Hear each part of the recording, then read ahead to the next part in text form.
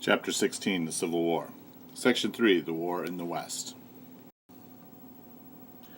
While Abraham Lincoln was frustrated with George McClellan being overly cautious and hesitant into getting into battle, he did not have that same frustrations with Ulysses S. Grant, who was the commander of the Union forces out west.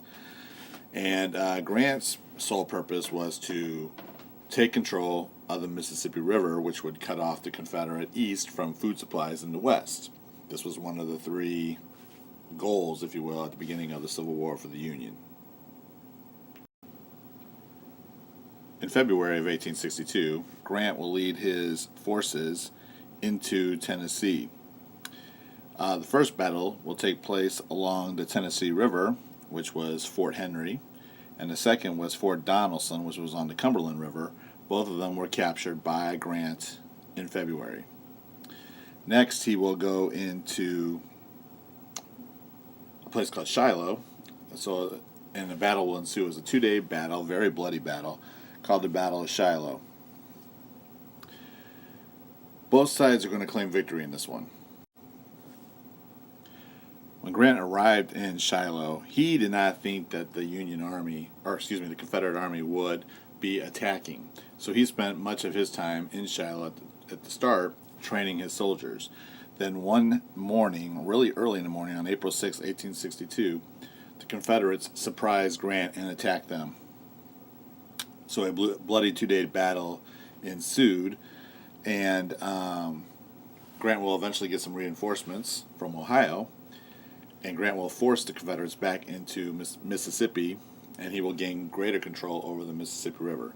But like I said before, both sides really kind of claimed victory in this battle. They both lost similar numbers, but Grant did force the Confederates back into Mississippi.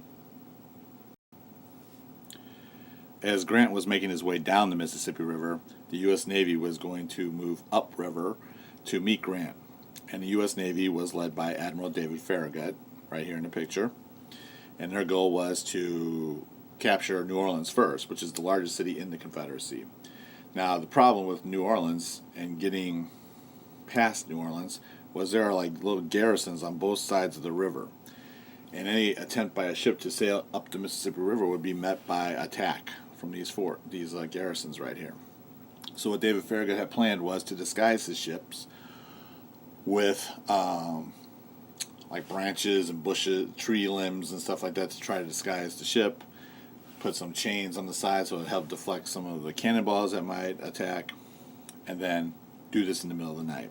Well, his disguise did not really work all that well. The Confederates saw him, but David Farragut was able to blast through the garrisons, make his way to New Orleans, and capture it. Then moved upriver to Baton Rouge and Natchez, Mississippi, all the way up to meet Grant. In May of 1863, David Farragut and the Navy met up with Grant and his men at a place called Vicksburg, Mississippi. Vicksburg was a city located high up on a cliff, a 200-foot high cliff.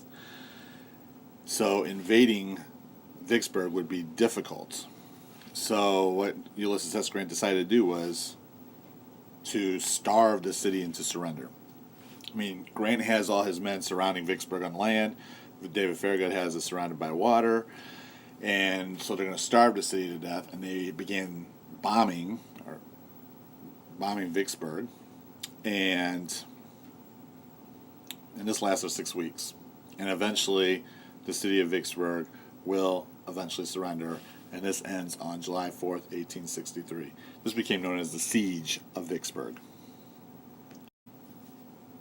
In the far west, the Union stopped attempts by the Confederates to take government-controlled lands in Colorado and Arizona in 1861.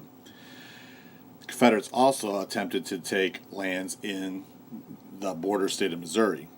Confederates failed to take federal arsenals in St. Louis, and if you know where SLU University is, one of those battles took place on where that campus is today.